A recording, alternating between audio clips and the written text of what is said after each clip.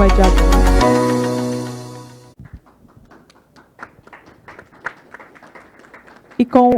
E com ele, os palestrantes: Elaine Cristina Silva dos Santos, Bruno Martim Fornilho, Richard Frente.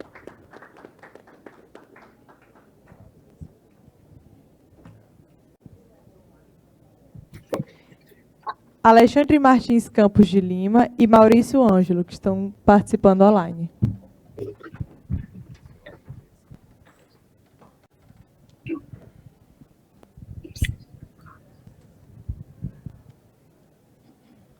Boa tarde a todos, a todas. É um prazer estar aqui hoje na CITER como convidado para moderar esse painel que é sobre minerais estratégicos para a indústria de transição. Gostaria de agradecer inicialmente a organização do evento pelo convite, né, e parabenizar pela organização dessa conferência, que realmente acredito que surpreendeu a todos pelo nível de debate, e aproveitar e dar boas-vindas aos participantes do painel, a Elaine, o Bruno, o Maurício, o professor Alexandre, lá em Portugal, e o Richard, né? E também aos participantes que estão na plateia e que nos assistem também no YouTube. Tá? Eu gostaria inicialmente de contextualizar, né, o porquê desse debate, né, e a importância desse debate no momento que ele acontece. Bem rápido, 20 anos atrás, muitos daqui talvez estivessem, né, quase 21 anos atrás, em Porto Alegre. Né, foi o Fórum Mundial, né, Social, Fórum Social. E lá foi cunhada uma expressão de uma outra economia é possível. 20 anos depois, estamos vendo Porto Alegre. A tragédia que foi Porto Alegre. Que mundo foi esse possível que nós construímos? Né? E a transição energética é um novo chamado para esse momento. Um outro mundo é necessário ser construído. Né? Eu faço esse paralelo, por quê? Porque nós temos que pensar políticas públicas para além das políticas públicas de adaptação e de mitigação da questão climática. É fundamental. E aí não importa, tá, qual vai ser a ênfase dada, a transição energética ela é inevitável. Seja ela com a ênfase em energia solar, seja ela em energia eólica. Mas fato, né, que mesmo com as novas tecnologias, hidrogênio verde, né, ou uso de bateria, eletrificação, é indissociável mineração e transição energética. Não dá para dissociar, não dá para separar, queiramos ou não, mineração de transição energética. Para se ter uma ideia, nós aprendemos aqui que 70% do custo total da produção de hidrogênio verde é devido ao custo de energia. E novas fontes de energias renováveis, como hidrogênio, como eólica ou solar, reduz drasticamente o custo do hidrogênio verde. Né? Para se ter uma ideia, 7% de toda emissão de gás carbônico, tá, do planeta se deve à produção de aço. A indústria de aço produz 7% da emissão de CO2. E aí estamos diante de uma oportunidade, que é como fazer essa transição energética de forma responsável. E aí eu coloco uma questão que é uma grande transformação. A transição energética é uma grande transformação. Falamos aqui, passamos por outras transições. Nós passamos, um século atrás, por uma grande transformação que ficou marcada na obra do Polanyi, a grande transformação do Polanyi. Né? Havia condicionantes naquele momento que levou a um outro mundo, e nós vivemos hoje um paralelo muito próximo da transformação dada por Polanyi. A emergência de uma nova potência, que é a China, um novo paradigma energético, isso nos faz refletir. Fato que para dar início ao debate, né, eu acredito que se um outro mundo é possível, a minha pergunta é possível uma outra mineração? Uma mineração que historicamente tem suas mãos sujadas de sangue? Mariana está na memória de cada um de nós. Brumadinho. Eu sou do Vale do Jequitinhonha. Eu sou professor da Universidade Federal do Rio de Janeiro. Eu sou da FINEP, mas sou alguém que nasceu no Vale do Mucuri, que é um vale próximo ao Vale do Jequitinhonha, e sou neto do Vale do Jequitinhonha. E nós temos um passado de uma mineração que não nos traz boas lembranças, não nos remete às boas lembranças. Só justifica uma mineração em um território se essa mineração for responsável. E o que é uma mineração responsável?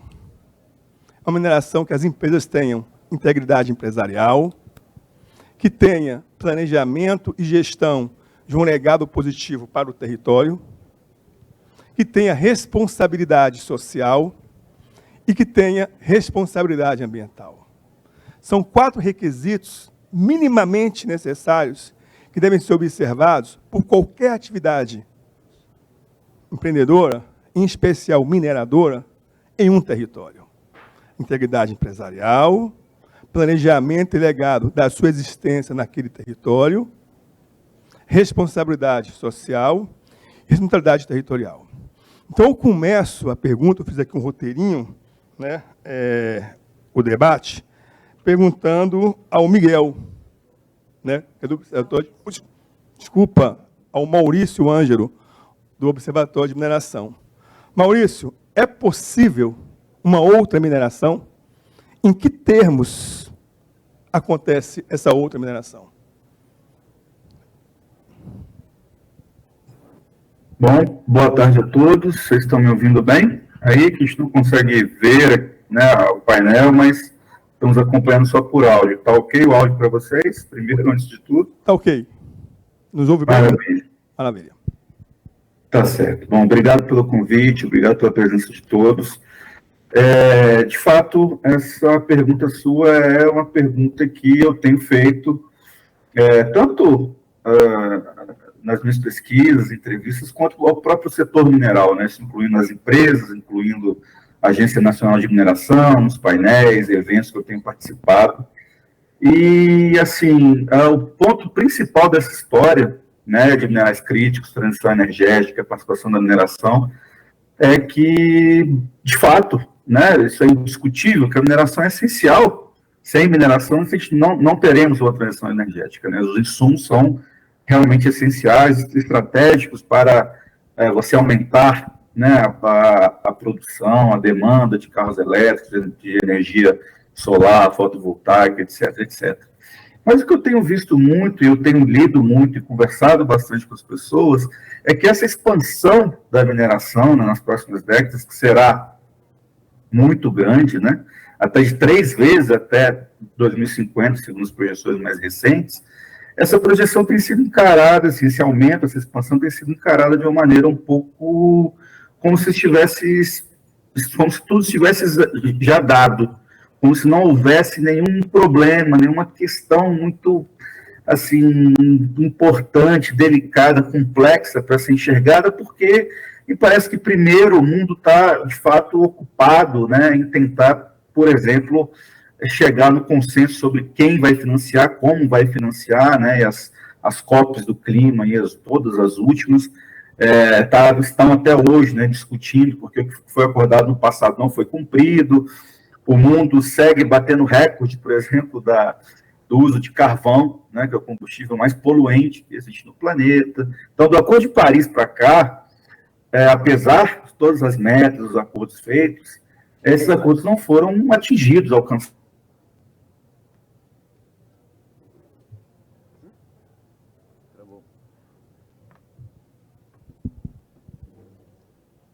Maurício, travou, né? Das NDCs. É a rede. Vamos ver aí. Vamos ver se está voltando.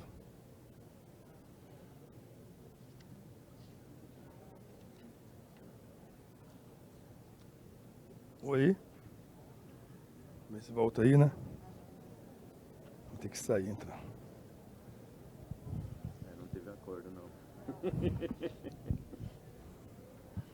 Então, vamos dar continuidade? Vamos dar continuidade, que saíram os dois, né? Então, enquanto o Maurício e o Alexandre retornam, vamos dar continuidade, que no meu planejamento estava o professor Alexandre Lima, né? Mas vou passar então para o Bruno, né?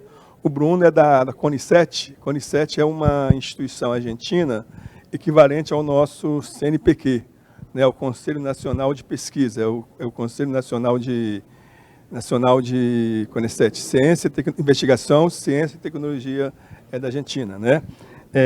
Então o Bruno vai falar talvez essa mesma pergunta, Bruno.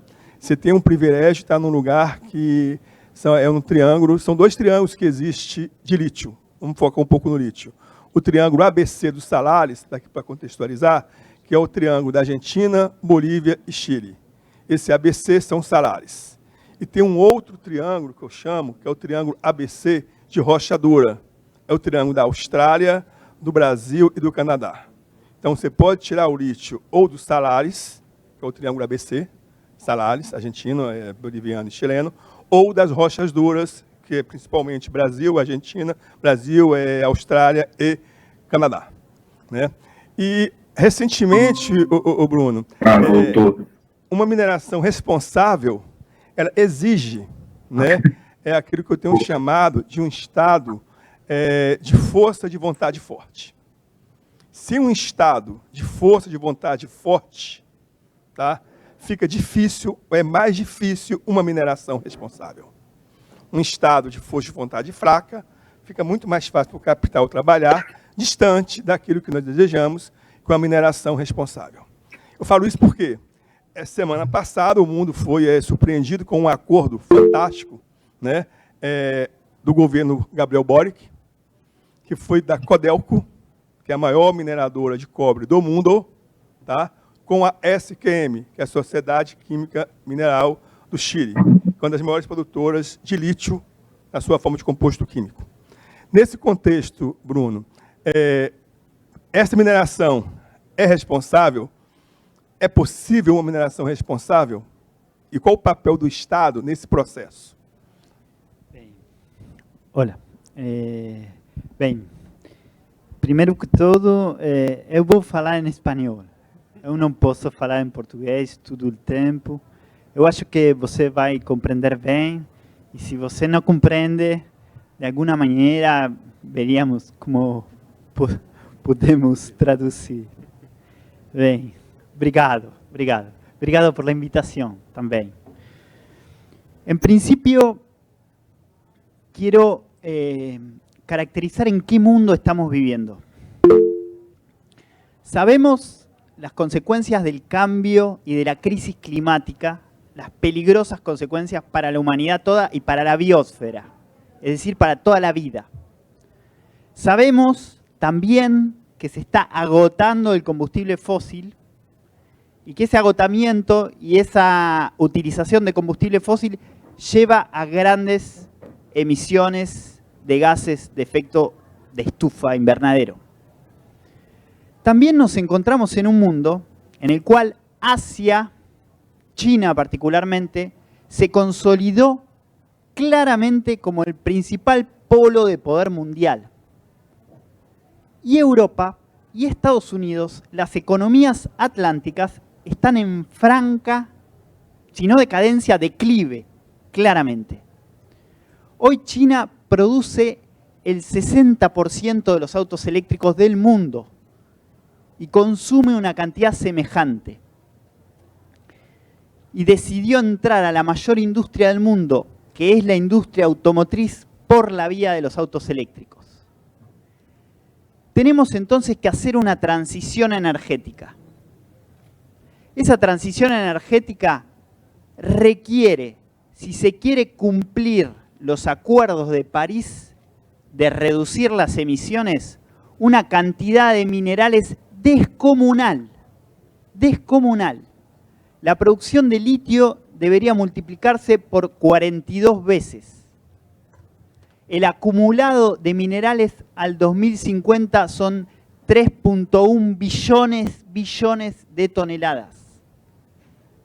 Se requiere aumentar un 450% la producción de cobalto, de grafito, de litio. Es decir, el mundo mismo, en una transición energética, se convierte en una suerte de cantera minera. ¿Qué lugar ocupa el sur global? Es decir, nosotros. Básicamente, posiblemente estemos cumpliendo el papel de garantizar la transición energética del norte global. Y por lo tanto, externalizamos, exportamos energía, minerales, trabajo vivo, mano de obra, naturaleza. Ese es el lugar que nos espera en las condiciones contemporáneas. ¿Qué tipo de transición se está dando hoy en día? Lo que nosotros llamamos una transición energética corporativa. Se habla de transición energética, se habla de transición energética justa, se habla de transición energética sustentable.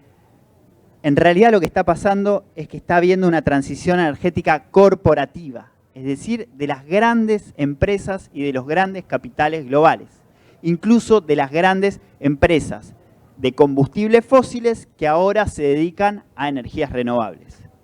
Eso en el marco de un sistema hiperproductivista, hiperconsumista, que es el que gestó las condiciones de crisis ecológica global.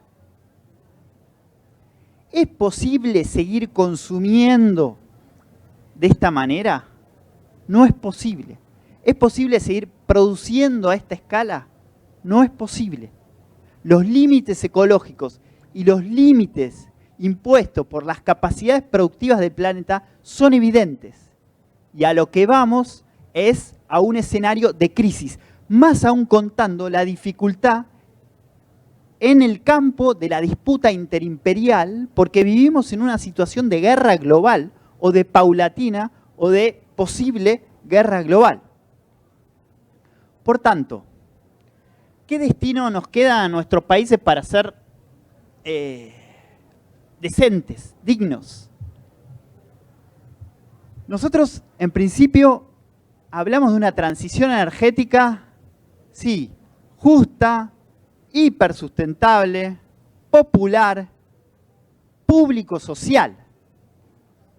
Para nosotros es clave que en nuestros países los estados, paréntesis, la principal economía más dinámica hoy del capitalismo, tiene en sus manos el Estado el 50% de la economía.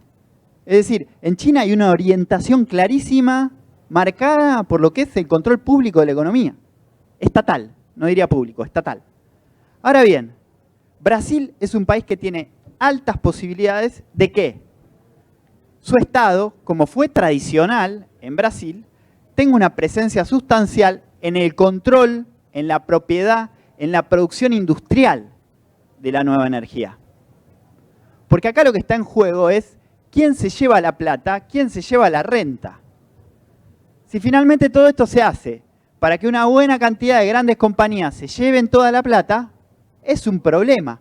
Y entonces, para que Brasil pueda hacer una buena transición y para que el sur global pueda hacer una buena transición, es importante que el excedente quede en las fronteras nacionales. Del mismo modo que la dinámica capitalista tradicional y de las empresas tradicionales muy difícilmente, y no han probado para nada, y en el litio es un claro ejemplo, que sean realmente sustentables, porque básicamente les interesa la ganancia y muy secundariamente les interesa que sea sustentable, más aún si explotan fuera de sus fronteras nacionales. Del mismo modo, la participación pública es muy reducida. Por eso hablamos de una transición socioecológica. Debemos construir un Estado ecosocial que está en las antípodas del actual Estado que fomenta simplemente el mero crecimiento de una vida vacua, vinculada a la ganancia, que es absolutamente vacua y vacía, consumista, innecesariamente, increíblemente desigual, porque el 10% más rico es el que produce el 50% de las emisiones. Y vivimos en un mundo tremendamente desigual. Entonces, en ese sentido, para que realmente sea sustentable, es necesario una presencia pública, un control social, una hipersustentabilidad. Hay algunos caminos que son más decentes. El Estado de Chile hoy tiene un 51% de la propiedad de la reserva de litio. En Bolivia el 100%. Bolivia tuvo problemas técnicos sustantivos, y eso hay que anotarlo, pero lo cierto es que es preciso nuevamente recrear la importancia de lo público en nuestros países en esos campos. Renta, ambiente y participación social. Si no, es un fetiche puramente ficticio.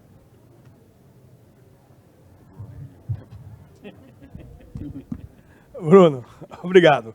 Está claro que estado de vontade forte, uma força de vontade forte, é necessária neste momento de transição energética. Isso fica claro nos Estados Unidos da América, né, com o seu plano IRA, na União Europeia, onde o Estado também invoca a sua força, né, impondo restrições. Então, é necessário esse Estado com força de vontade forte. E aí, quando ele fala da China, né, como emergência de potência, e questiona, né, o protagonismo norte-americano e da Europa, nos remete àquela primeira grande transformação do Polanyi, né, que eu falava do século XIX para o século XX. Porque um deles foi a quebra do ideário, da crença do liberalismo. Havia uma crença no liberalismo. Isso foi mostrado que era um fetiche, era uma coisa que não funcionava, né? E aí é importante que eu sempre falo para os meus alunos, e eu obrigo a leitura, de um texto da década de 40, também na mesma época que lançou o livro do Polanyi, que é do Schumpeter. O Schumpeter é um economista que é o pai da inovação, vamos colocar assim, e ele criou neste livro, em 46, Capitalismo, Socialismo e Democracia, ele criou o conceito de destruição criativa, ou destruição criadora, né? Que é aquela capacidade do novo, né, substituir o velho, sem ser tão velho, vamos colocar assim. Né? Vocês pegam um iPhone 11, substitui por um iPhone 10, sem que o A10 seja tão velho, mas substitui. É o processo de destruição criadora, ou criativa. E é importante ter cuidado nesse contexto de transição energética, para que essa transição energética, se ela não for justa, se ela não for inclusiva, pode ser mais um modo do capitalismo se reinventar. Ele vive de crise do capitalismo. É fundamental pensar nisso. Então, eu volto agora a fala ao Maurício Ângelo, né? Ele estava falando, se não me engano, das NDCs, dos acordos de Paris, né, das NDCs lá colocadas pelos países. Então, Maurício, pode retomar a sua fala, por gentileza. Isso, boa tarde. Estava falando e caiu aqui. Vamos só retomando o raciocínio rapidamente. Né? Eu estava dizendo que os acordos, as metas, as parcerias, enfim, globais e nacionais, a maior parte das vezes não foram cumpridas nesses 10 anos quase do Acordo de Paris para cá. Né? O mundo não avançou, ele retrocedeu em muita coisa, né? Incluindo no uso de carvão, que eu já mencionei, que bateu recorde, segue batendo recorde, e novamente, vem da mineração. No melhor dos cenários, né, a mineração, de acordo com a projeção, se ela crescer 2,6 vezes que se projeta até 2050, lá em 2050 a mineração ainda representará 21% das emissões globais de gases que causam efeito estufa. Para falar apenas de... Hoje ela está em 28%. São dados do Banco Mundial. Então, assim, mesmo...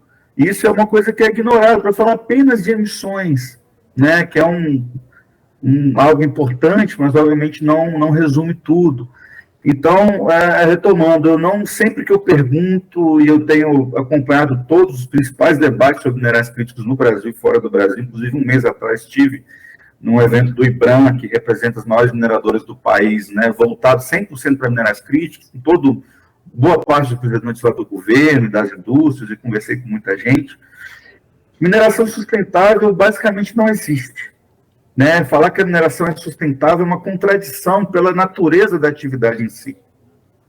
Ok. E o modelo mineral brasileiro, tenho batido nisso, assim, não é possível afirmar que houve uma mudança do modelo mineral brasileiro.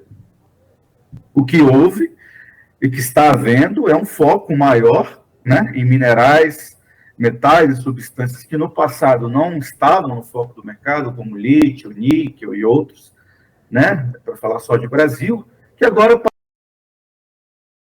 ponto de vista mercadológico.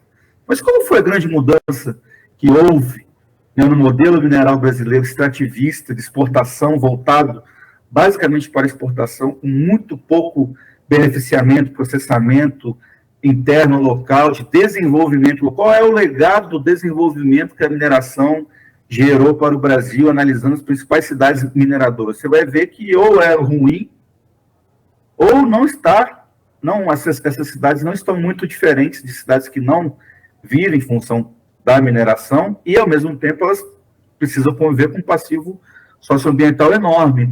Então, esse aumento significativo, exponencial da extração de minerais, chamados agora minerais críticos, para bancar a transição energética, não pode ser olhado sem um mínimo de crítica, né? Sem você perceber como esse processo vai se dar, porque até o momento o mundo, sobretudo, está mais preocupado em discutir em quem vai pagar a conta e como vai sair de uma matriz, né, de petróleo, de combustível fóssil, para uma matriz ainda mais baseada em mineração, e os dados da ONU recente, né, no relatório Global Outlook Resources, que acabou de ser lançado, mostra isso, né, um aumento exponencial, ou seja, essa extração vai vir aqui, né, do Brasil, da América Latina, da África, do sul global.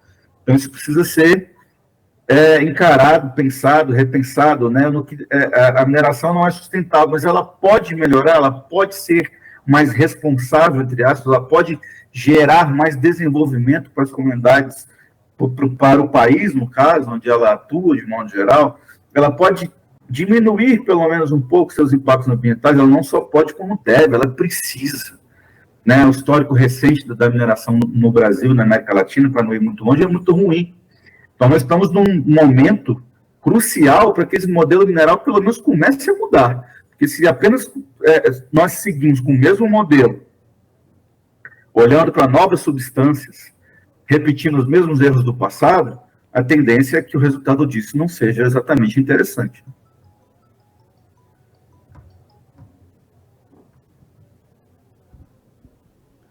Maurício, obrigado pela sua participação. E você toca numa abordagem que eu tenho algum desconforto em falar, que é mineração sustentável. Eu não me sinto confortável em falar mineração sustentável. Me dói essa expressão. Por isso que eu opto por usar mineração responsável. Até porque foi muito feliz a curadoria desse evento, quando fala que o propósito desse painel é oferecer perspectivas sobre os desafios relacionados à disponibilidade e uso responsável dos minerais críticos e estratégicos. Então, falar de uso responsável, não é de uso sustentável. Né? Então, por isso que eu volto aqui para lembrar, eu só acredito e só consigo defender, eu jamais vou romantizar a mineração, mas não espere de mim demonizar a mineração, ainda mais num contexto de transição energética. O que nós temos que buscar é uma mineração responsável e há princípios claros para isso, que eu volto a repetir. Integridade empresarial, exige uma outra postura das empresas diante desse momento.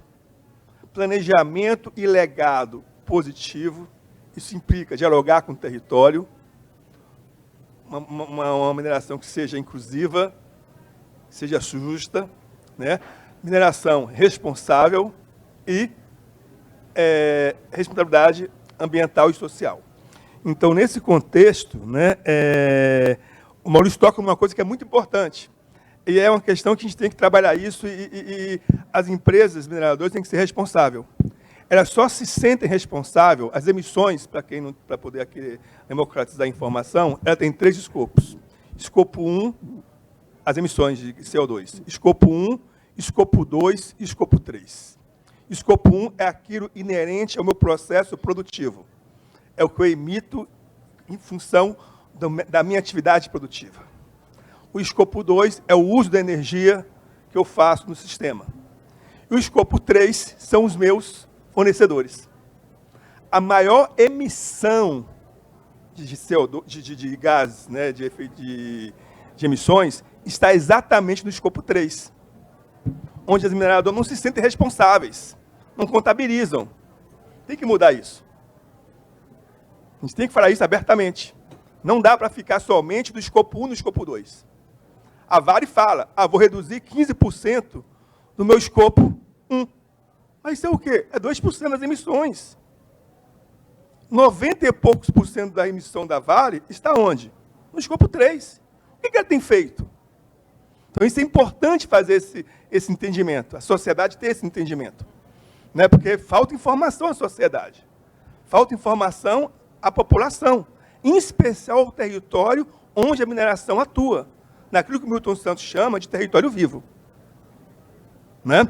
Então, eu acho que o Maurício, né, ele foi feliz em abordar essas questões, né? E lembrar que a gente vive num mundo que, com a guerra que acontece na Europa, né, nós saímos de uma relação de parcerias estratégicas que existia na Europa, para uma relação de conflito, de guerra. Há uma outra geopolítica. Né? E aí eu passo a palavra ao professor Alexandre Lima, que está lá de Portugal, na Universidade de Porto, né, para nos trazer essa perspectiva. Recentemente, 2 semanas atrás, a Agência Internacional de Energia liberou seu relatório e associou riscos, 4 tipos de riscos, na questão dos minerais críticos. Risco de abastecimento, riscos geopolíticos, risco da capacidade de reposição nas interrupções e risco associado à agenda ESG e questões climáticas. E 3 minerais críticos foram associados como riscos elevadíssimos. Em primeiro lugar, a grafita. Em segundo lugar, o lítio. Em terceiro lugar, o níquel. Para quem não entende, só para contextualizar o acesso à informação, democratizar, a bateria tem 2 momentos, um polo positivo e um negativo. No polo positivo da bateria, vai sempre entrar lítio. No negativo, no anodo, vai entrar a grafita. A China domina boa parte do acesso à matéria-prima da grafita, mais do que o lítio, e domina o refino desse material. O Brasil tem uma outra condição privilegiada, o Vale do Jequitinhonha, né, uma região lá do nordeste de Minas, além do lítio, ela tem uma ocorrência fabulosa de grafita. O Vale do Jequitinhonha, todos conhecem historicamente como um território vazio de oportunidades, onde o Estado esteve ausente historicamente, um território vazio de oportunidade, tem os 2 minerais essenciais à transição energética, o lítio e a grafita. Então, eu passo a palavra ao professor Alexandre Lima, para ele poder nos trazer a experiência, a perspectiva, né, dessa questão ambiental, da questão da transição energética, em relação ao que acontece na Europa. Ele tem um olhar privilegiado, já que ele está em Portugal, que é um país que tem também bastante semelhanças, né, com a nossa questão. Professor Alexandre, nos ouve? Ok, boa tarde a todos. Obrigado pelo convite, por estar presente neste evento tão interessante. Eu vou dar a perspectiva realmente da Europa, apesar de ter conhecimento do que se passa em algumas partes de África, da América do Sul, da América do Norte. A Europa, há muito pouco tempo, a 23 de maio, aprovou aquilo que se chama a Critical Raw Materials Act, que é um pacto para que, dentro da Europa, se cumpram alguns objetivos até 2030. E, resumidamente, eles são estes. Por exemplo, em vez de ter cerca de 3% das matérias-primas serem exploradas dentro da Europa, e quando eu digo exploradas é o termo mineração, a mineração tem que aumentar até aos 10%. Pelo menos 10% vão ter que vir da Europa. Isso vai ser, claro, triplicar em menos de 10 anos, mas é um dos objetivos. Depois, um dos aspectos que eu vejo uma grande preocupação com a mineração, mas uma das grandes áreas que está associada à poluição é a refinação de metais. E as chamadas metalurgias têm uma grande digamos, desperdícios associados. E dentro da Europa já existe alguma metalurgia, porque o continente europeu teve uma mineração muito ativa durante, não é centenas de anos, é durante milénios, né? É pré-romano já a parte da mineração e, portanto, temos um grande passivo ambiental que foi diluindo ao longo do tempo, e que tem a parte de mineração e a parte de metalurgia. E este objetivo é de que 40% dos metais sejam refinados por metalurgia dentro da Europa. Está em cerca de metade ainda, aí é duplicar o valor atual. Depois temos a parte da reciclagem, claro que é obrigatória, mas vejam que o objetivo é chegar a 15% dos metais serem reciclados. E, tal como estava a falar o professor Rossandro, há uma grande preocupação relativamente à dependência de que existe neste momento fora da Europa.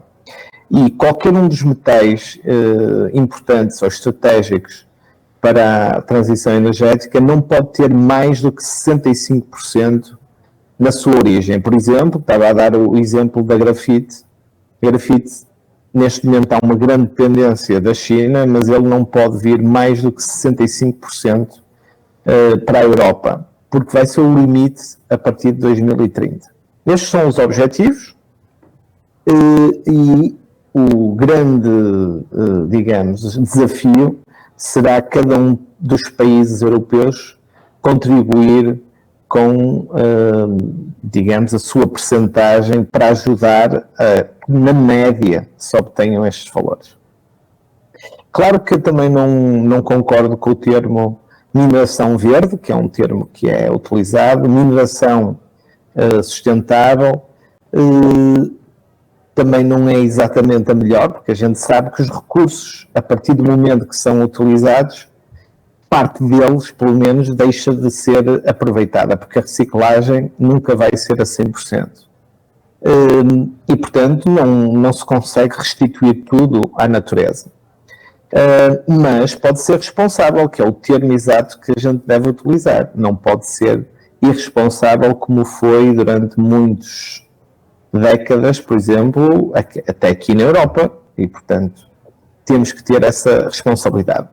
Mas, voltando à Europa, para haver mineração na Europa, tem que haver 3 pilares que têm que ser cumpridos. O primeiro, tem que haver, digamos, viabilidade económica. Isso é feito pelas empresas, é feito um estudo, é feito uma avaliação e decide-se este depósito tem viabilidade económica.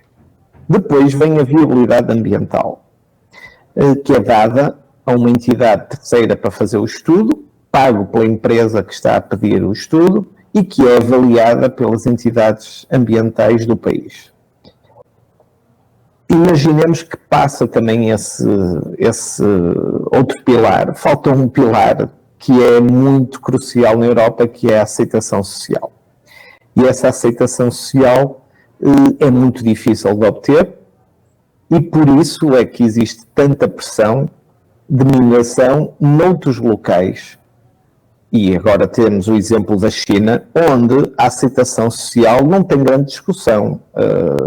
O Partido Central, o único partido que existe na China, decide estrategicamente alguns aspectos e não há, digamos, aceitação social. Ela existe por natureza. Ninguém vai contestar qualquer decisão do único partido que está no poder e, portanto, é essa a situação que existe. Ainda existe outra situação que é a China, como acreditou na transição energética anteriormente a outros, decidiu fazer uma grande, digamos, epopeia por todo o mundo no sentido de assegurar esses recursos para a transição energética. Eu vejo isso em África de uma forma muito nítida, que tem vários interesses, tanto na área do lítio, como na área das terras raras, como noutros metais essenciais à transição energética, mas não ficou por aí, foi comprando minas, como por exemplo no Canadá, faz investimentos na Europa sobre algumas empresas que fazem prospecção de lítio, e portanto vai haver uma grande competição por estes metais, e como eu hoje estava a dizer, eles vão ter que vir, se vamos abandonar, ou gradualmente, porque não podemos abandonar a parte, digamos, dos combustíveis fósseis, nós temos que ir buscar energia a outros locais, mesmo que quiséssemos manter o nível de vida que existe na média a nível mundial. Vamos ter que ir buscar outros metais. Esses metais vão ter que, como eu costumo dizer, sair do quintal de alguém. Ou vai ser do quintal dos europeus, ou vai ser do quintal dos africanos, mas, para além disso, as pessoas que estão lá vão ter que aceitar e a que preço é que querem vender esses metais. Com que preço? Porque isso vai implicar, claro, que uma exploração mineira tem grandes impactos, nem que sejam visuais, tem grandes impactos depois no sistema hidrológico, hidrogeológico, que podem ser minimizados, mas têm que ter impacto, não vale a pena dizer que não tem. E, portanto, é nesse dilema que vamos estar, porque nós não gostamos, ou não estamos a conseguir gerir, digamos, as emissões no sistema atual, e estamos a acreditar que a transição energética nos pode ajudar a minimizar esse impacto que estamos a ter no sistema Terra.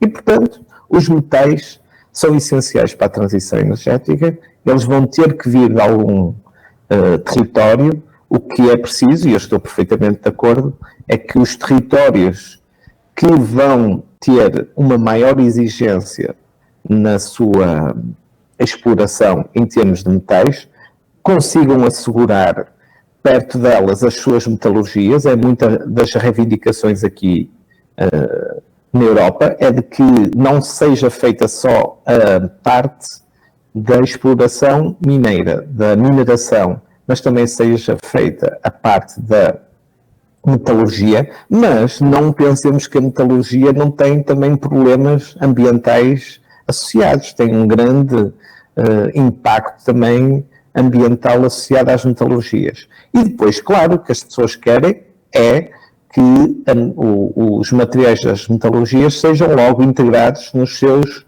por exemplo, na construção de baterias, se for estanho, etc., que seja para a construção de painéis solares, e todos os metais têm aplicação na transição energética, possam, a cadeia de valor, se aproximar o mais possível, mas não é possível ter toda a cadeia de valor dentro do mesmo país, ou dentro do mesmo Estado, no caso do Brasil, que os Estados são do tamanho dos países da Europa. E, portanto, vão ter que aproximar o mais possível a cadeia de valor, que é o que cria realmente riqueza e conhecimento também às populações locais onde se vai fazer a mineração, isso seja de forma mais equilibrada do que tem sido no passado, que realmente retiram-se os materiais, por exemplo, em África, e vão para a China, depois são refinados na China, são enviados para a Europa, e claro, na Europa, por exemplo, refinados transformam-nos em eletrodomésticos que depois vendem por todo o mundo, ou de viaturas elétricas que vendem por todo o mundo. Eu concordo com todo esse aspecto. Só vou dar uma última chamada, que é a mineração responsável. Eu posso dar um exemplo em Portugal de uma mina, que é a maior mina que temos em Portugal, chamada Neves Corvo, que tem 2.000 trabalhadores associados à mina, e essa exploração é o grande motor de desenvolvimento da região e é sempre um motivo de preocupação quando as reservas do metal cobre vão acabar, porque vai ter uma grande, digamos, vazio após o fim dessa mina. Portanto, a mineração responsável existe e, por exemplo, estou a dar um exemplo de uma empresa em Portugal que tem cerca de 2.000 trabalhadores que tem feito isso com sucesso. Professor Alexandre, muito obrigado pela sua participação. Realmente reforça, né, a importância de pensar a mineração para além da licença ambiental. Nós temos uma cultura no Brasil, que é histórica, de que a mineração bastava a ela a licença ambiental, a licença prévia, a licença de instalação, a licença de operação. Apresentava um plano de compensação ambiental e fazia existir a mineração naquele território. E muitas vezes não se monitorava, não se acompanhava se esse plano de compensação ambiental estava sendo efetivamente implementado, né? Isso é um histórico nosso na nossa mineração no Brasil. E aí emerge um conceito importante que eles chamam de aceitação social, que é o que nós chamamos de licença social. A licença social você não se adquire, ela é construída no dia a dia no território. A licença ambiental é um período de 10 anos. A social, ela é diária. Então, sob essa perspectiva, Eliane, eu gostaria que você, Elaine, que você abordasse essa temática da mineração responsável, se possível, numa perspectiva de pobreza energética. Porque é outra coisa estranha. Falar de transição energética, onde coexiste, como vimos aqui hoje, em diversos momentos desses 3 dias, a questão da pobreza energética. Olá, boa tarde a todos e todas. Eu quero agradecer à organização pelo convite. Quero agradecer aos palestrantes, a vocês que estão aqui, que essa mesa muito me honra. E aí eu vou explicar por quê. E vou explicar como que eu cheguei na energia antes de responder à questão do Rossandro também. Eu sou socióloga de formação, eu fiz geografia também na licenciatura. E aí como é que eu fui parar na energia? Como é que eu cheguei nos minerais estratégicos, né? Sendo do ABC de São Paulo, do ABC Paulista, a terra do presidente, não é isso? Eu queria entender por que o Brasil, um país tão rico, e isso foi dito aqui várias vezes nas palestras que eu assisti, porque nós temos água, nós temos solar, nós temos vento, nós temos tudo. Por que um país tão rico continuava subdesenvolvido? Não conseguia alcançar o seu desenvolvimento. Então, eu comecei a estudar a questão energética, para entender por que a gente não alcança, por que a gente não sai do subdesenvolvimento. E aí, no doutorado, isso lá em 2007, então já faz algum tempo que no doutorado não, no mestrado em 2007, mas no doutorado, eu fui estudar os países da América Latina, entendendo que nós temos um histórico em comum com esses países que são os nossos vizinhos. Então, eu fui tentar entender essa questão do subdesenvolvimento. Então, para mim, antes de mais, quando eu falo de minerais estratégicos, quando eu falo de energia, eu estou falando de desenvolvimento e de subdesenvolvimento, que é a questão que, quando a gente fala de pobreza energética, está dentro dessa questão também, que é a questão maior da América Latina e do Brasil, principalmente. Nós vimos aqui vários exemplos de como são instalados painéis solares do lado de comunidades que não têm acesso à energia, por exemplo.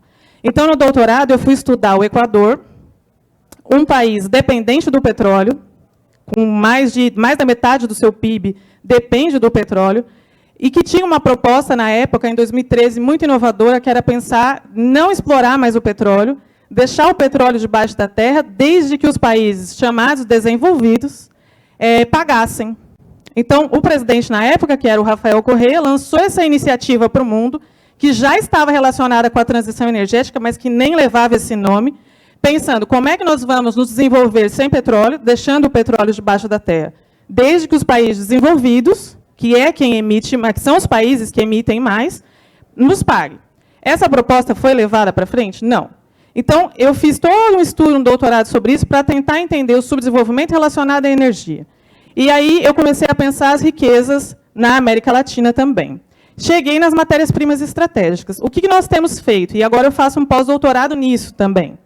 nós temos um grupo, eu e Bruno, que já são pensadores da América Latina, intelectuais e pesquisadores, que pensa as matérias-primas estratégicas do nosso continente. Então, da nossa parte, nós fazemos esse esforço, né, enquanto acadêmicos, de pensar como as riquezas, as matérias-primas, que agora são consideradas estratégicas, mas que sempre existiram aqui, né, como que elas podem nos levar a um outro tipo, a um outro modelo de desenvolvimento, já que elas estão pensadas como estratégicas pelo norte global, assim, ou pelos países desenvolvidos.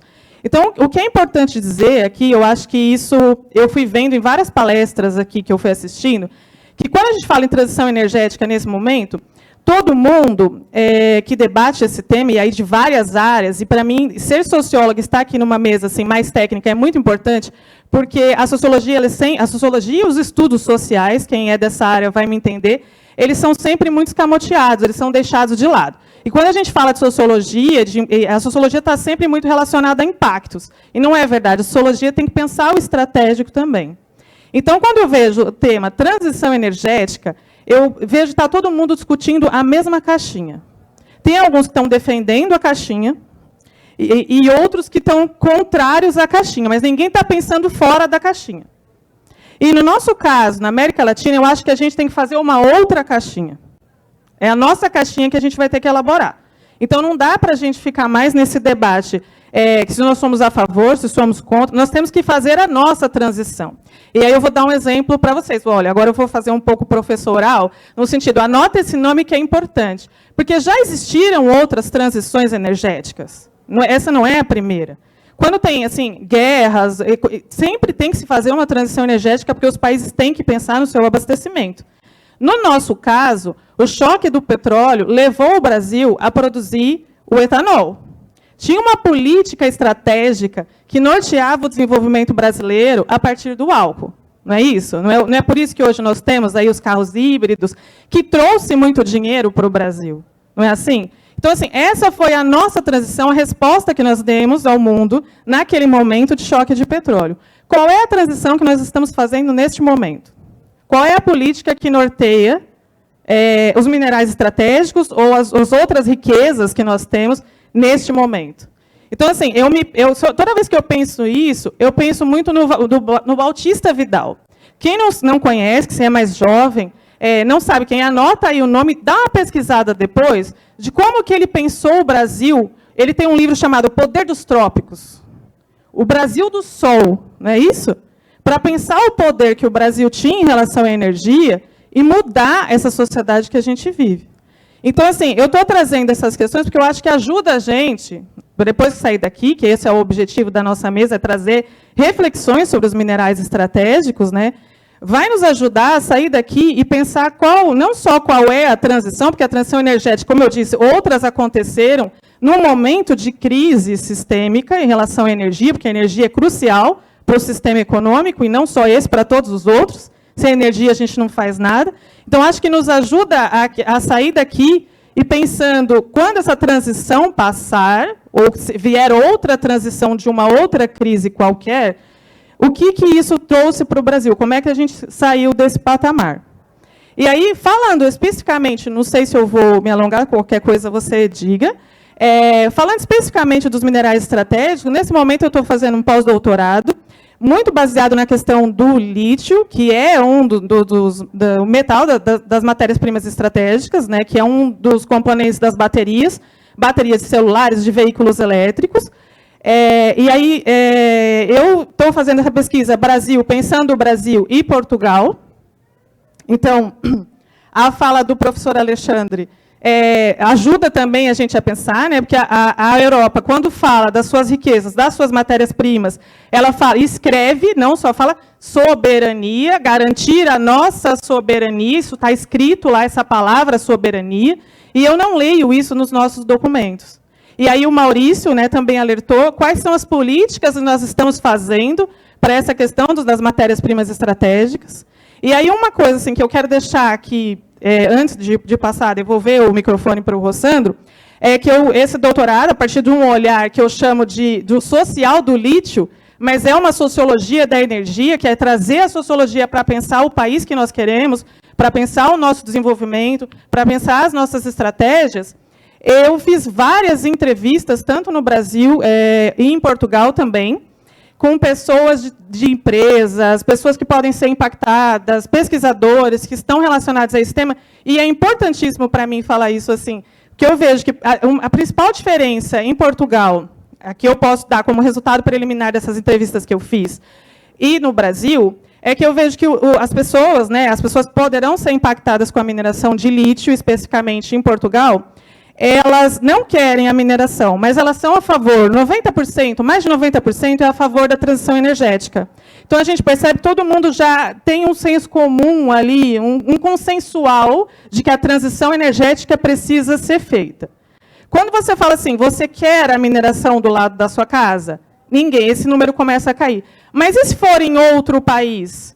Aí esse número sobe, porque se for em outro país, tudo bem. Aí eu aceito a mineração. No caso brasileiro, quando eu entrevistei as pessoas e fiz essa análise, né, esses resultados já estão divulgados, inclusive, a gente percebe que a população, principalmente a população do Vale do Jequitinhonha, que eu estou falando de lítio, da matéria-prima lítio, essa população ela quer a mineração porque ela vê na mineração uma possibilidade de ter um trabalho, de ter renda, de ter emprego. Então, assim, para mim, essa é a diferença crucial que marca o que é viver na Europa, em Portugal especificamente. Eu estou falando de Portugal, que é a periferia da Europa, que é basicamente o Brasil na Europa, é a periferia ali. E aqui a população quer, a maior parte da população também concorda com a transição energética, mas acha que a mineração é boa, porque isso pode dar para elas um trabalho. Então, está pensando muito mais no imediato, né, naquilo que garante o meu sustento, do que numa projeção de mineração, seja responsável, justo, ou qualquer outro conceito que a gente pode usar. Sandra, eu vou passar e peço desculpa se eu me alonguei, eu acho que era importante dar esse recado. Obrigado, Elaine. Eu vou pegar aqui um gancho seu, que você abre aspas, né, a população do Vale do Jequitinhonha quer mineração porque quer trabalho, fecha aspas. Isso eu acho interessante, é bom colocar. O que acontece, só para contextualizar, tá? Se você pegar a matéria-prima de onde vem o lítio, certo? E não agregar nenhum conhecimento, nenhum beneficiamento, você vende a tonelada dela por $25 a tonelada.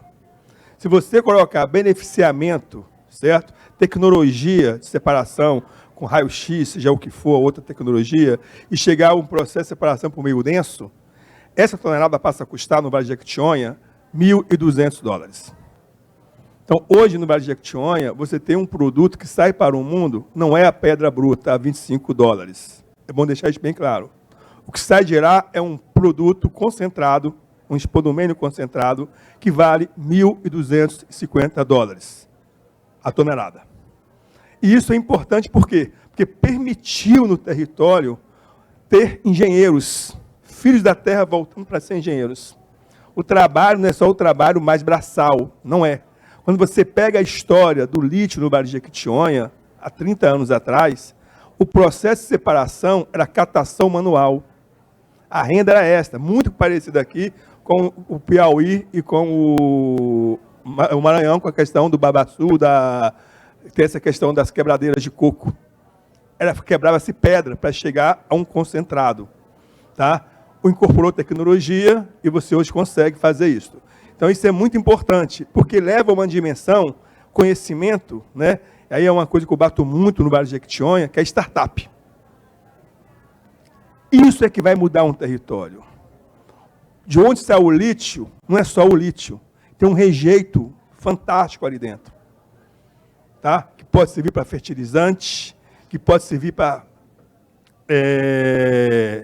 cerâmica branca. O que falta é ter capacidade de incorporar conhecimento e gerar produtos agregados para além do lítio. Uma cadeia de minerais do lítio e produtos associados. E eu coloco conhecimento por quê? Porque aqui eu chamo para ouvir, tá, o CEO da Conker, né, o Richard, né, que é uma startup. É uma startup, né, se eu estiver errado, me corrija, por favor, na área de mineração. Então, isso mostra a relevância que tem o conhecimento na transformação de um território. Né? No dia que qualquer território minerador passar a ter conhecimento como fator de vantagem competitiva, esse território muda. É possível adensar a cadeia do conhecimento de qualquer mineral crítico, tá, naquele território. Basta ser, e aqui eu volto aqui, quando você falou de subdesenvolvimento, me veio aqui à mente o fenômeno do Teutônio. Né? Você lembra dos encraves que estavam na Bambirra, na Vânia, né? Na Vânia Bambirra, que foi a esposa do Teutônio. Então, essa questão do conhecimento é latente. Então, o que nós gostaríamos de ouvir, Richard, a sua experiência, que é fantástica, né? Que é a questão do conhecimento como demonstração de que é possível, sim, inserir conhecimento em processos para desenvolver territórios. Boa tarde a todos. Meu nome é Richard, eu sou da Conquer. E a Conquer é uma empresa, de fato, uma startup na área de mineração que trabalha com raios cósmicos. A gente usa raios cósmicos para validar densidade, para validar a segurança de barragem, para validar o teor na pilha de minério ainda. Então, a gente está trazendo uma tecnologia da física de altas partículas para a mineração. E o benefício dessa tecnologia para a área de mineração, ele não é trivial, ele não é óbvio. Assim, era uma coisa que veio vindo de bastante provocações da própria área de mineração. Falaram, como que vocês podem nos ajudar aqui a medir em tempo real uma pilha de minério para não ter que voar drone, para saber 24/7 como que ela é. E aí, por sorte, a gente tinha um físico na equipe que falou, não, mas a gente pode usar aqui uma tecnologia de muologia que já se usa em Angra para validar se Angra está seguro e tal, a gente pode aplicar a mesma coisa aí. E indo nessa direção, a gente percebe que tem bastante necessidade, bastante aderência nesse mercado. Embora é difícil trazer a inovação para a área de mineração, mas é necessário. A gente viu aqui todo mundo falando, precisa inovar, precisa fazer. E tem um ecossistema muito rico de inovação aqui no Brasil. Tem, por exemplo, em BH tem o Mining Hub, que teve agora ontem, foi o Innovation Summit de lá, que se discutiu toda a questão de como poder inovar na área de mineração, de que forma que funciona, que forma que não funciona. Eu só vou explicar rapidinho como funcionam os raios cósmicos. São raios que vêm do universo, do céu. Eles existem, são partículas naturais, inofensivas, que passam por qualquer lugar aqui na Terra, e pela gente, por objetos grandes. E ao passar por objetos, eles mudam a atenuação. E a gente capta essas partículas, esses muons, esses raios, após que eles passaram por algum objeto grande, e a gente analisa a quantidade de muons que a gente captou, por onde que eles vieram, com qual energia que eles vieram, de que ângulo que eles vieram, e com isso a gente consegue entender a densidade do objeto, a densidade de uma barragem para validar se ela segue ainda nos padrões de segurança, a densidade de uma pilha de minério para ter certeza que o minério que está lá tem as características que tem que ter para poder fazer o blend para o futuro. Então, a gente está trazendo, no contexto grande, político, inclusive, que é difícil, a gente está tentando trazer um pouco de, não vou chamar de esperança, um pouco de oxigênio, uma coisa nova. Eu não estou falando que a gente vai radicalmente mudar todo o cenário de mineração, obviamente a gente gostaria, mas a gente quer fazer a parte. Então, a gente vem muitos físicos, e no nosso caso da Conquer, são muitos físicos da Unicamp, que estão trabalhando conosco com a aplicação de um conceito muito teórico na prática.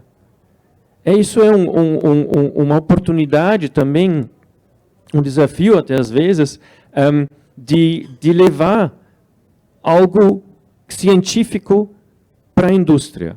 Isso é um desafio grande, mas eu acho que é super válido, é super relevante. Então, é um caminho gratificante.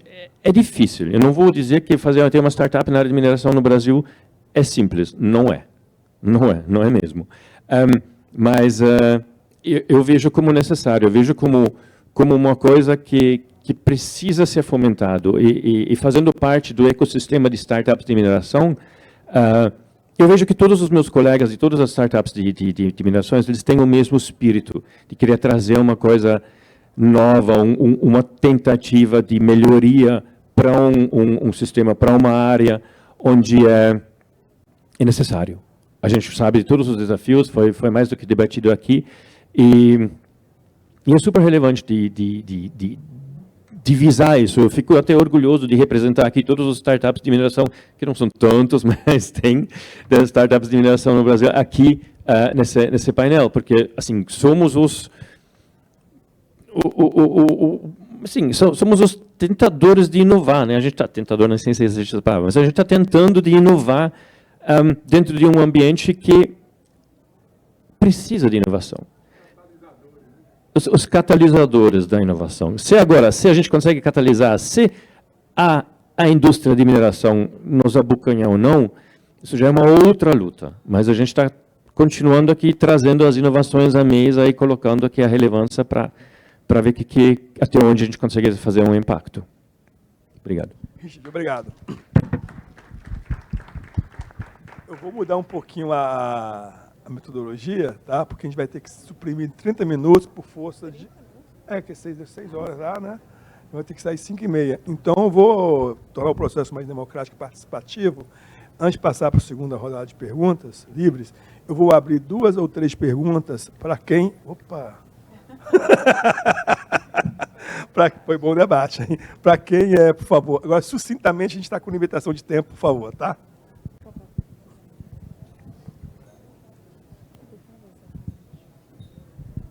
Boa tarde, pessoal. Eu sou a Isabela, eu sou da Bemisa, uma mineradora que tem a sede no Rio de Janeiro, mas temos operações e projetos no Brasil inteiro, né? Nossa maior operação, minério de ferro em Minas Gerais. Bom, é muito interessante, né, falar da mineração, o quanto ela é necessária e, ao mesmo tempo, né, o quanto ela impacta, querendo ou não, o ambiente, as pessoas e tudo mais. Falando de minerais estratégicos, nós temos uma infinidade de recursos no Brasil, né, inexplorados, como, por exemplo, né, deu o exemplo aí do grafite, do lítio. Bom, o que eu queria saber, assim, principalmente com o Richard aí, vindo de fora, como startup, querendo inovar uma mineração no Brasil, que é difícil porque, querendo ou não, é um setor conservador, né, assim, de anos, e principalmente no Brasil, que nós temos dificuldades assim com tecnologias de ponta, né, comparado aos países desenvolvidos. Eu queria saber qual que é a maior dificuldade para os investidores, principalmente de fora, virem e tentarem desenvolver os projetos aqui no Brasil, principalmente atingir um ponto de equilíbrio entre em fazendo uma mineração responsável, né, e mitigando aí todos esses riscos de minerais estratégicos, da falta deles, e respeitando, né, a sociedade e o ambiente como um todo. Richard. É uma excelente pergunta.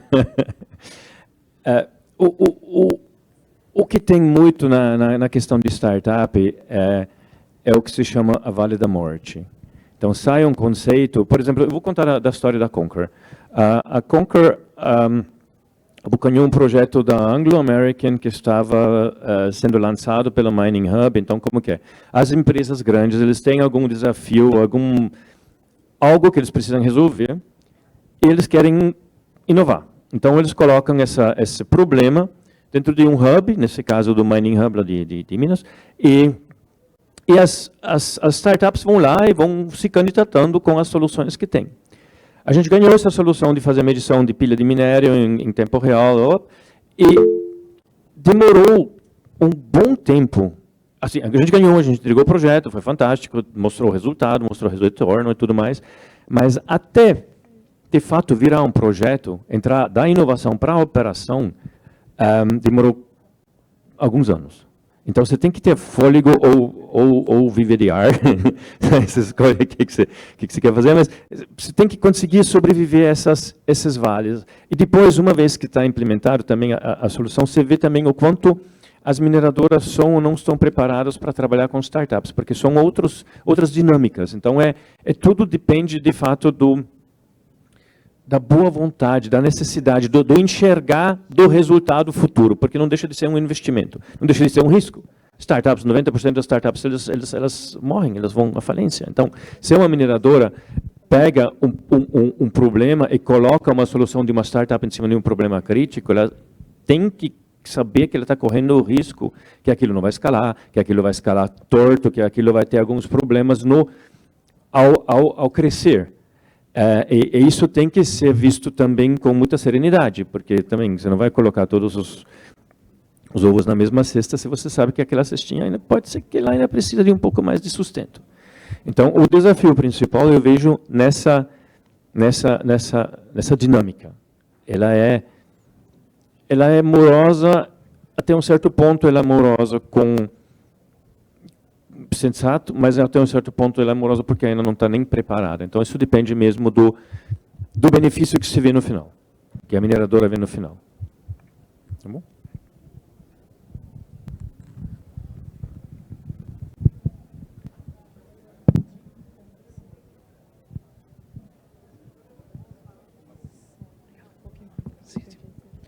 Oi. Desde outros países da América do Sul, o Brasil é visto como um país com um projeto desenvolvimentista, ou mesmo subimperialista, se uno lembra de Rui Mauro Marini. Eu acho que vocês não concordam com essa visão. Por isso eu queria perguntar, para quem quiser responder, o que vocês acham desde o Brasil, do papel regional, incluso global, do Brasil. Obrigada pela pergunta. Se alguém depois quiser complementar, eu passo. Eu vou responder.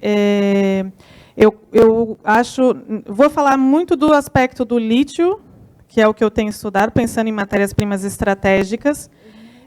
Mas eu acho que dá para levar para outras matérias-primas e outros campos. Eu li o Rui Mauro Marini, eu concordo que o Brasil, na América Latina, tem um papel subimperialista, muito porque eu acho que a gente, eventualmente, vira as costas para os nossos vizinhos. E uma outra questão, falando especialmente do lítio, é que eu acho que o Triângulo do Lítio possui 60% das reservas globais de lítio. O Brasil está em 7º lugar nas reservas globais de lítio, que é a matéria-prima utilizada para os carros elétricos, para tudo que é elétrico, para as baterias de painéis solares e tudo. E se aventou em algum momento a possibilidade da América Latina pensar, por exemplo, uma OPEP, que seria uma organização dos países exportadores de petróleo, mais relacionada ao lítio, seria uma OPEP do lítio. Isso nunca foi para frente, porque cada país tem a sua legislação, vende as suas minas, a sua mina mesmo, para quem eles acham que é mais importante. Então, nesse sentido, eu acho que o Brasil, ele poderia, junto com a América Latina, poderia pensar numa condição muito mais estratégica e muito mais regional. Mas, por conta dessa questão, que o Rui Mauro Marini aponta muito bem, do Brasil se colocar de uma forma imperialista em relação à América Latina, eu acho que isso acaba não caminhando. Assim. Então, a gente não consegue pensar numa integração de fato, são países muito ricos. Se a gente pensa em um bloco regional, eu acho que a gente conseguiria se fortalecer muito mais, politicamente, em termos de matérias-primas estratégicas e riquezas de forma geral, mas eu acho que isso acaba não acontecendo por conta dessa condição mesmo. Então, o Brasil, quando pensa suas riquezas e seus recursos, é sempre na condição de exportador. E até a nossa questão com o estratégico, quando a gente pega lá quais são as matérias-primas estratégicas para o Brasil, grande parte delas está condicionada à questão é importante para que os países comprem. Então, por exemplo, só para dar um exemplo muito rápido, eu fui no shopping aqui perto e tem lá carro chinês sendo vendido. Assim. Provavelmente tem recursos e matérias-primas do Brasil nesses carros. Então, assim, a gente é sempre aquela história que nos persegue historicamente. A gente oferece os recursos, depois compra as tecnologias. E a América Latina, o Brasil e a América Latina, apesar de considerar que o Brasil é desenvolvimentista, eu acho que o pensamento do desenvolvimento brasileiro é relacionado ao desenvolvimentismo, mas, na América Latina, a gente se posiciona como se a gente não fosse parte desse continente. Assim. Obrigado. Vou passar aqui rapidamente a palavra ao professor Alexandre Lima. Nos ouve, para o mestre. Ele está em Portugal, já é tarde lá em Portugal, ele vai fazer a intervenção dele. Claro. Só para complementar esta ideia da Helene, a equipa aqui de investigação que trabalha na mineração de lítio e não só, noutros metais, posso já dizer que metade é brasileira, ou seja, nós temos grandes relações com o Brasil. E eu costumo dizer, o Brasil é capaz de plantar o alimento mais básico, que é uma coisa relativamente simples, até faz aviões, não é? Fabrica aviões para todo o mundo. Portanto, tem a matéria-prima, no caso do lítio, tem empresas que trabalham na área das baterias, tem, como há bocadinho falaram, a tecnologia que inventaram para o etanol, no qual fabricam carros híbridos, digamos assim, que trabalham com o etanol. Pode perfeitamente, e em conjunto, como estavam a dizer, e bem, com os países vizinhos, fazer o desenvolvimento local, aproveitando a matéria-prima e o conhecimento que, de certeza, que podem atrair para fazerem essa cadeia de valor ir, digamos, para a região onde está a ser extraídas as matérias-primas. Portanto, desejo que a América do Sul ganhe a sua posição e que consiga fazer com que a cadeia de valor vá para a América do Sul o mais possível, se possível até à construção dos carros, que é o exemplo que estávamos a dar. E obrigado mais uma vez pelo convite. Mestre, muito obrigado, professor Alexandre Lima, pela sua disponibilidade. Tá? Obrigado. E bom descanso aí em Portugal, em Porto. Tá? Obrigado mais uma vez. Vou passar a pergunta. A gente está com uma restrição de tempo, porque tem um evento lá no primeiro andar. E nos suprimiram 30 minutos, encerramento. A gente ia até 6 horas, né? E nos levaram 30 minutos. Mas vamos ser participativos. E a gente sacrifica a gente, mas dá voz a... Tem o Oswaldo também. Boa tarde a todos. Vou cortar metade do que ia falar, mas... Bom, inicialmente eu queria parabenizar a todos aqui, porque eu acho, para mim, é o auge, a palestra, auge do evento. É onde se pensa, tá? Não estamos no oba-oba, nós estamos pensando. E realmente, também queria inicialmente me apresentar, né? Sou Fraga, engenheiro eletricista, trabalho no Maranhão, na Secretaria de Desenvolvimento Econômico e Projetos Estratégicos do Estado, né?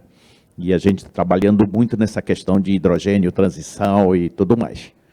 Então, o que eu quero pontuar é o seguinte: energia solar, energia eólica, não são energias tão limpas 100% como se pensa. Estamos falando aqui exatamente disso.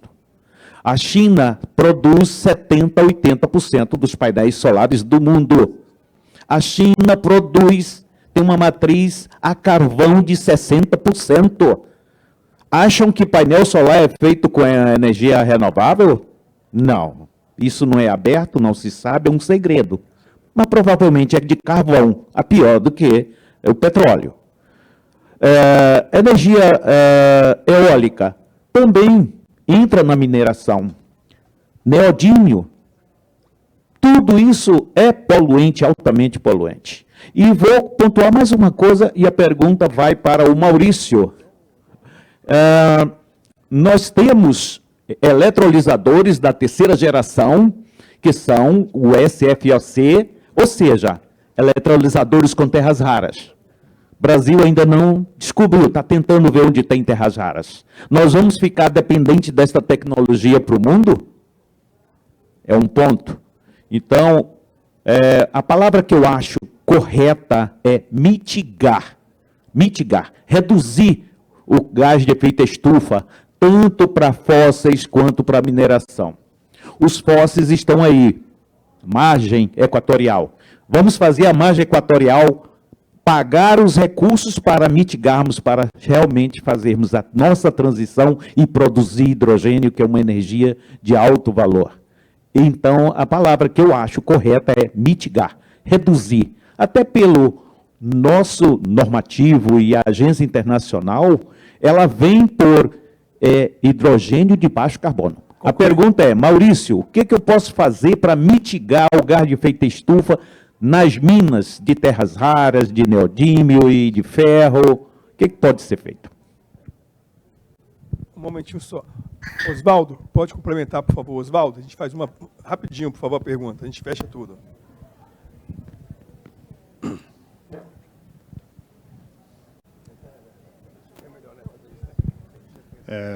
Boa tarde a todos, contra a vontade do chefe. Vou aqui fazer uma perguntinha ainda, mas assim, só para contrapor, uma coisa que foi dita aqui, né, que a destruição criativa vigorou e ainda vigora, eu tenho dúvidas hoje em dia. Uma resposta interessante para a destruição criativa do Schumpeter é a teoria crítica da tecnologia, que foi uma construção das ciências sociais. Obrigado, Elaine. Foi uma criação das ciências sociais, uma grande contribuição, pela qual a inovação ela não é aleatória. A inovação ela tem um fim em si, ela tem uma razão de ser e ela tem um resultado para a sociedade. É esse modelo, professor, de Verde. Desculpa, não lembro o nome. É esse modelo que a gente precisa. Uma inovação que sirva à sociedade, mas não é qualquer uma que serve. É aquela que serve ao modelo que a sociedade quer, né? Então, só para dizer que todo o construto que está sendo feito aqui para o lítio e para os materiais ali que o professor citou, cabe também para células combustíveis, cabe também para os eletrolisadores, não só os alcalinos, mas os poliméricos, os cerâmicos. Isso cabe para todas as inovações que estão associadas com a geração renovável. Então, assim, não é absolutamente uma questão estrita de alguns materiais, né? E eu acho que o Brasil tem muito a aprender com esse debate. Muito obrigado. Obrigado. Maurício, responde, por favor, para a gente finalizar. Maurício, responde, por favor, ao professor Braga. Sim, claro. Ok, boa tarde. Bom, a gente não tem muito tempo, é uma pergunta bastante complexa e técnica, inclusive uma das questões que eu estou estudando, né? Eu sou também, além disso, nem me apresentei no início, né? Sou jornalista, principalmente, fundador do Observatório da Mineração, que eu criei em 2015, e sou vinculado ao Centro de Desenvolvimento Sustentável da Universidade de Brasília. Uma das questões que eu estou estudando atualmente é justamente as emissões do setor mineiro-siderúrgico, né? Semana passada, inclusive, o IBRAM lançou o inventário da indústria, que de fato aumenta, né, o nível de transparência, de contribuição do setor, que não só no Brasil, mas globalmente é muito ruim, né, como eu citei anteriormente, né, considerando todas as emissões diretas e indiretas, escopo 1, 2 e 3, a mineração e a siderurgia representam até 28% das emissões do mundo hoje. E por mais que você tenha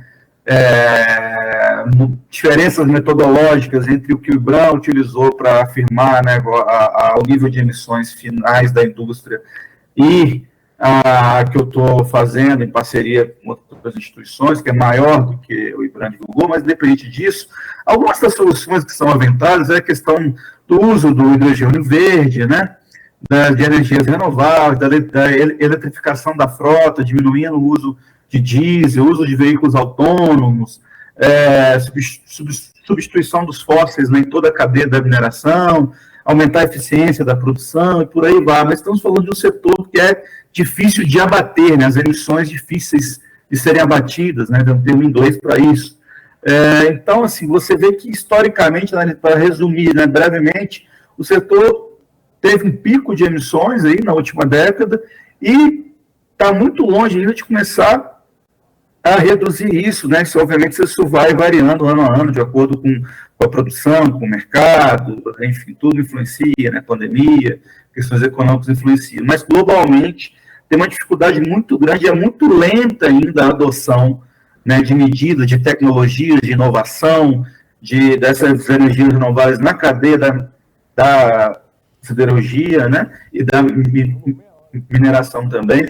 Isso tudo está ainda muito mais lento do que o necessário, do que o razoável. É claro, é uma transição gradual, né, ninguém vai apertar um botão, as coisas vão mudar do dia para a noite, mas isso precisa ser acelerado porque a crise climática dá provas, né, além de toda a ciência, né, que inclusive foi muito moderada né, nas previsões, nas projeções, a crise climática está acontecendo de maneira mais rápida do que se previa.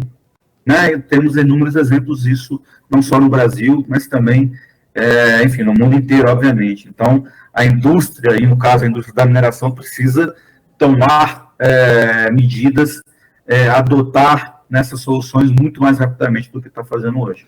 Muito obrigado. E para finalizar, obrigado pela participação, pelo convite. Um abraço a todos. Obrigado, Maurício, tá? Em nome da Elaine, do Bruno, do Richard, do Alexandre Lima e do Maurício.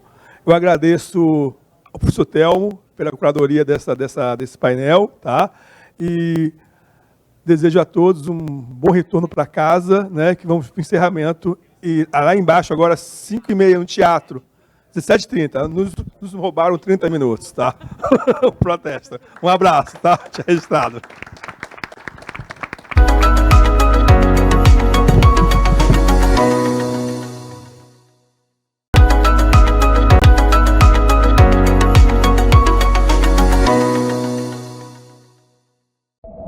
Existe uma pergunta que atravessa a humanidade desde sempre. O que é o futuro?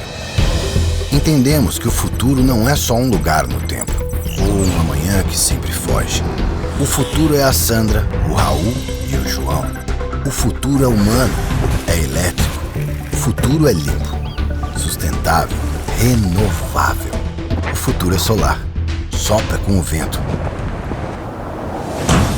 E é por isso que nos últimos 5 anos, o Banco do Nordeste investiu mais de 30 bilhões de reais em energias renováveis. Isso evitou que mais de 40 milhões de toneladas de CO2 fossem lançadas na natureza a cada ano, o equivalente ao plantio de 3,5 milhões de hectares de floresta.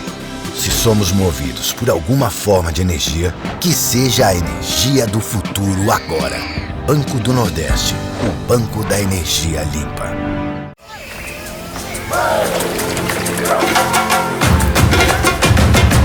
Brasil. Meu Brasil brasileiro. Vou cantar-te nos meus versos. Brasil verde que dá. Para o mundo se admirar. O Brasil do meu amor. Terra de nosso Senhor. Brasil, pra mim.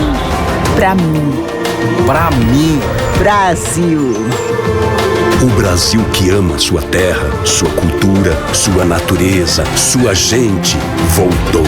Voltou para cuidar e fazer mais, muito mais para cada brasileiro e brasileira, unindo cuidado e crescimento, pessoas e desenvolvimento, respeito aqui dentro e lá fora. O Brasil voltou para fazer mais por nossa gente. Brasil, união e reconstrução.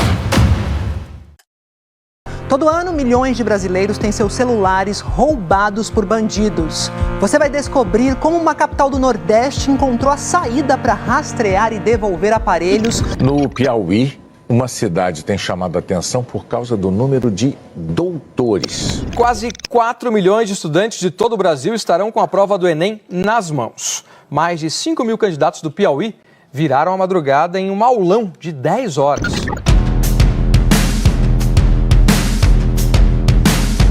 Nos últimos tempos, o Piauí vem sendo pauta de boas notícias nas mais diversas áreas. Agora, ganhou uma edição inteira. Exame, a mais respeitada publicação de negócios do Brasil, viajou à nossa terra para levantar o que está acontecendo no estado. No litoral, comprovou as transformações em curso com a entrega da primeira etapa do Porto Piauí e as obras das novas instalações do complexo portuário. A cidade que tem uma cidade portuária, ela vai melhorar principalmente logo na parte de emprego, né? Que é o que a gente mais necessita para ter uma vida melhor, né?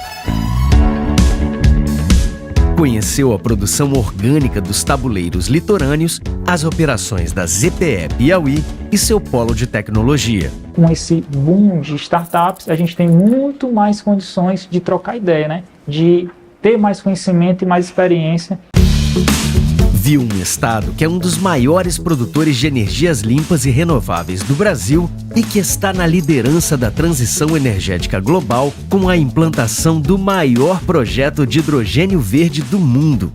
we are announcing the European Union's support to build one of the biggest hydrogen projects in the world in the Brazilian state of Piauí. Essa referência em economia ficou sabendo da extração de ferro em Piripiri, uma das nossas muitas riquezas minerais estratégicas, e compreendeu o imenso potencial do agronegócio piauiense com suas mais diversas cadeias, alta produtividade, sustentabilidade e que dá um novo salto com as indústrias de transformação já em implantação. Esse trabalho aqui hoje em dia é minha renda, né? Ajudo minha família dentro de casa, é muito importante e aqui é muito bacana de trabalhar, né? Na pauta da inovação, a edição identificou um audacioso programa de governança digital e modernização da administração pública. A tecnologia facilita processos e o empreendedorismo. Atua fortemente na segurança, oferece serviços na palma da mão dos piauienses, leva consultas e exames aos mais remotos lugares e amplia a participação social na gestão. Fui bem atendida, gostei da doutora. Aí eu já vou sair daqui com a requisição e outros exames para me receber sexta-feira. Quem lida com desenvolvimento sabe que a base do crescimento e da competitividade é a educação.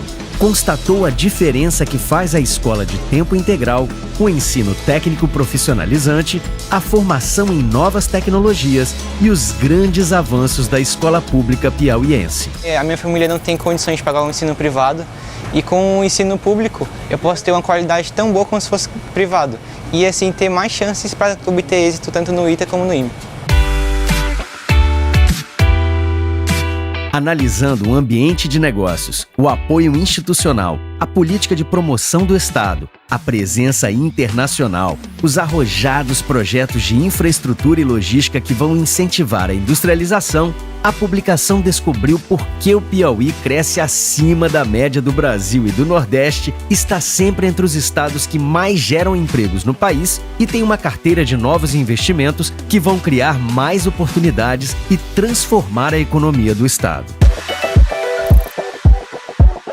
Revista de Negócios não viaja a passeio, mas se encantou com o charme de Barra Grande, que atrai turistas, nômades digitais e investidores do mundo todo.